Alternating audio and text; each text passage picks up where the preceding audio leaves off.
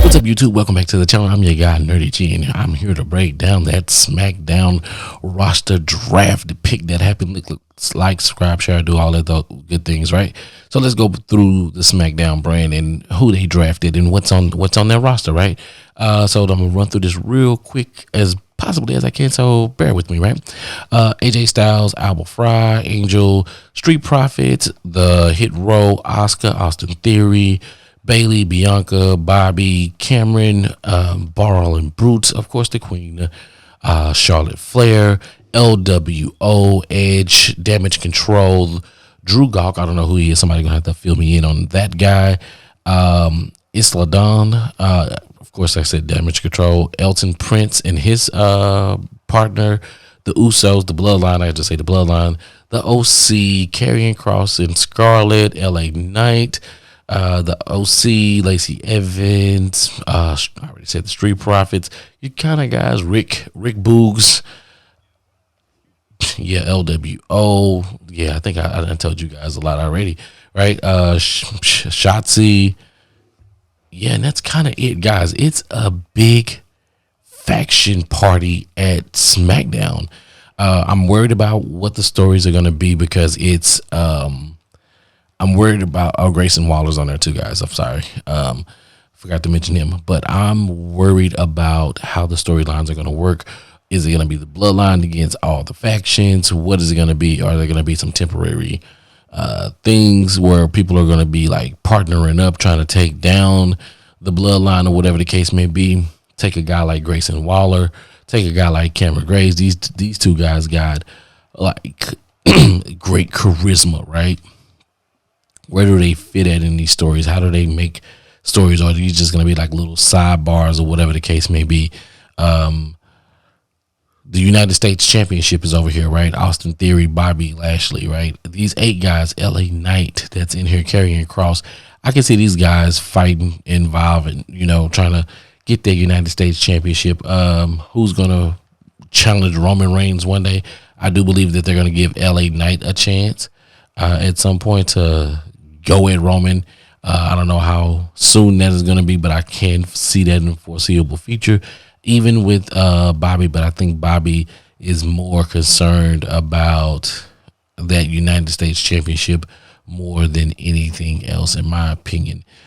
Sheamus, are they going to put him back in the running for it?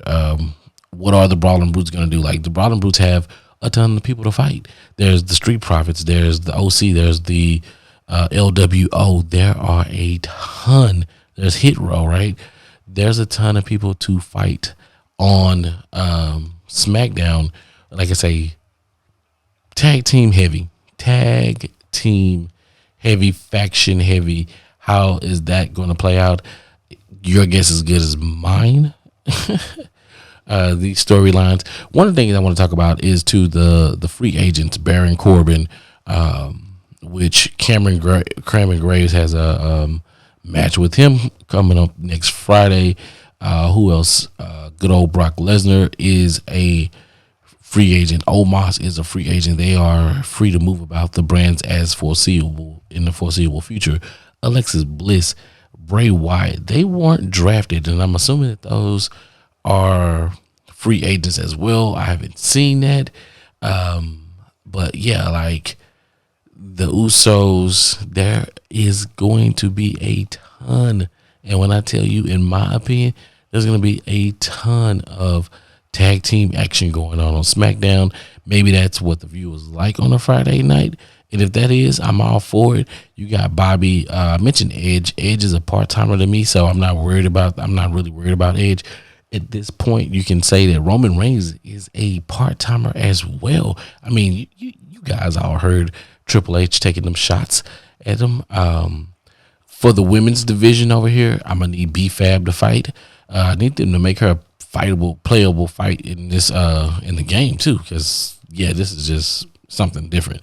But as you can see, I know Damage Control is going to be back on Bianca because they came over with Bianca.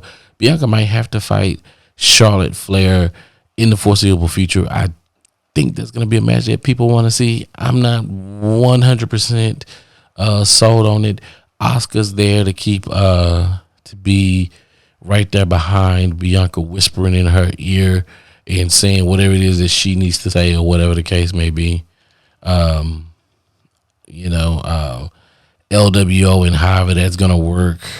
Queen Zelina, those things. Street Profits, Hit Row, are they gonna turn? Who's the most swaggy tag team with the Usos? I do foresee them getting the championships back before the end of the year, guys. That's a hot take. Call it what you will.